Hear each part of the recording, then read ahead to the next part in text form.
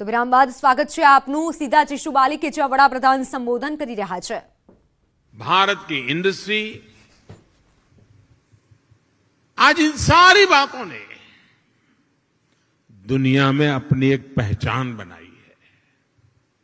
आज विश्व की अनगिनत कंपनियां ऐसी हैं, कई बड़ी कंपनियां ऐसी हैं जिसके सीईओ भारतीय मूल के हैं। आज दुनिया में जितने यूनिकॉर्न बनते हैं ना, 10 में से 1 यूनिकॉर्न भारत का होता है। आज भारत दुनिया की फास्टेस्ट ग्रोइंग लार्ज इकोनॉमी है। आज भारत डिजिटल लेन देन में दुनिया में नंबर 1 है। आज भारत ग्लोबल फिनटेक के मामले में दुनिया में नंबर 1 है। आज भारत आईटी बीपीएन के लिए आउटसोर्सिंग में दुनिया में नंबर 1 है। आज भारत स्मार्टफोन डेटा कंजम्पशन में दुनिया में नंबर 1 है। आज भारत कितनी ही दवाइयों की सप्लाई में, अनेकों वैक्सीन की मैन्युफैक्चरिंग में दुनिया में नंबर 1 है। साथियों, 2014 के पहले और 2014 के बाद के भारत में बहुत बड़ा फर्क जो है,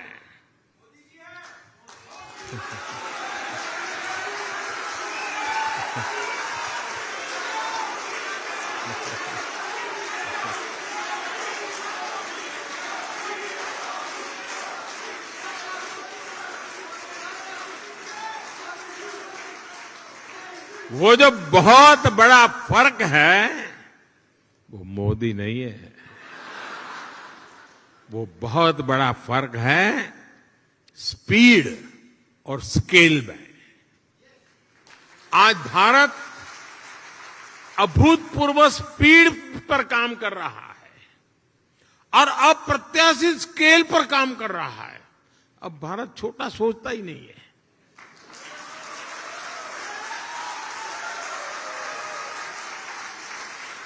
स्टैच्यू बनाएगा तो दुनिया में सबसे बड़ा, स्टेडियम बनाएगा तो दुनिया में सबसे बड़ा। 2014 के बाद से भारत ने 320 मिलियन से अधिक बैंक अकाउंट खोले हैं, बैंक में खाते खोले हैं।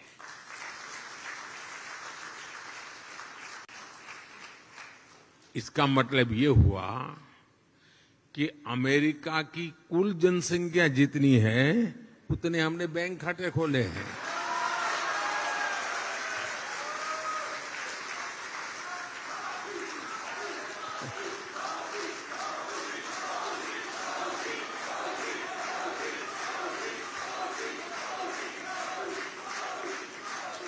दो 2014 के बाद से भारत ने करीब 3 करोड़ गरीब नागरिकों के लिए मुफ्त घर बनाए हैं। घर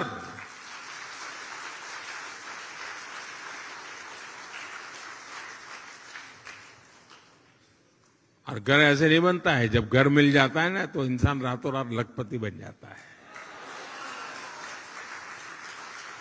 और जब मैं 3 करोड़ घर की बात करता हूं, इसका मतलब क्या है? इसका मतलब ये है कि ऑस्ट्रेलिया के परिवार को नहीं, ऑस्ट्रेलिया के हर नागरिक को घर मिल जाए, इतने घर बनाए हैं।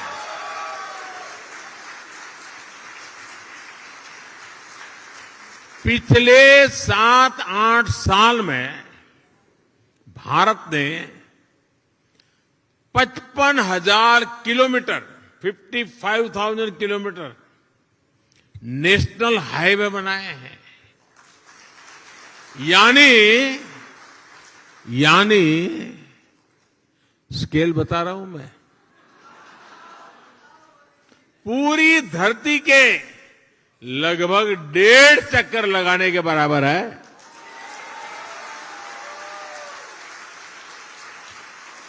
आज भारत आयुष्मान भारत योजना के तहत जितने लोगों को 5 लाख रुपए तक के मुफ्त इलाज की सुविधा दे रहा है, 5 लाख रुपए तक अगर उसका मेडिकल बिल 1 साल का बनता है तो जिम्मा सरकार उठाती है। इसका बेनिफिट कितने लोगों को मिलता है? 5 लाख रुपए तक की मेडिकल सुविधा जो मिलती है वो पूरे यूरोपियन यूनियन की कुल आबादी से ज्यादा लोगों को मिलती है।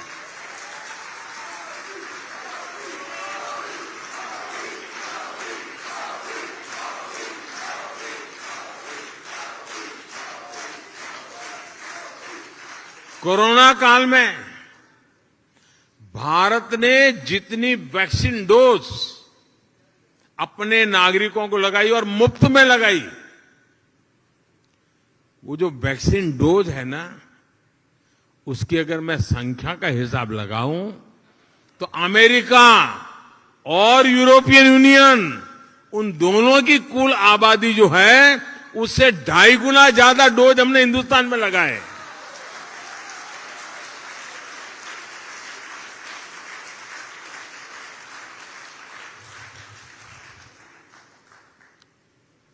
ये जब सुनते हैं तो आपका सीना चौड़ा होता है कि नहीं होता है?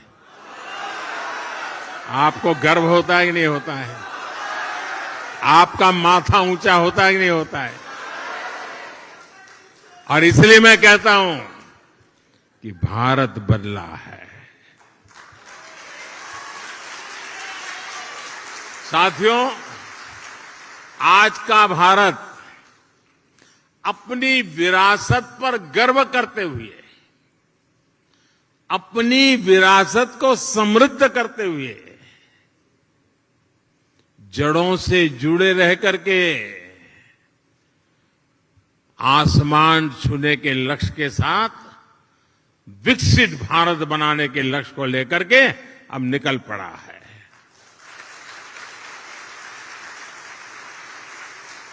लेकिन भारत का ये लक्ष्य सिर्फ अपने लिए नहीं है, हम स्वार्थी लोग नहीं, हमारे संस्कार नहीं है।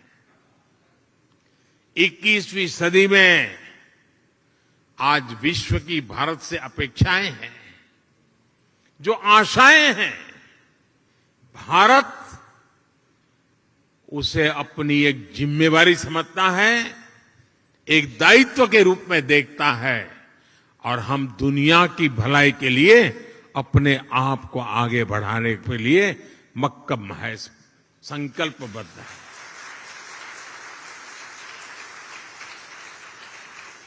आज अपने विकास के लिए भारत जब अमृत काल का रोडमैप तैयार करता है तो उसमें दुनिया की आर्थिक राजनीतिक आकांक्षाओं का भी समावेश है। आज जब भारत आत्मनिर्भर भारत का विजन सामने रखता है तो उसमें ग्लोबल गुड की भावना भी समाहित है। रिन्यूएबल एनर्जी के क्षेत्र में भारत ने वन सन, वन वर्ल्ड, वन ग्रिड का मंत्र दिया है।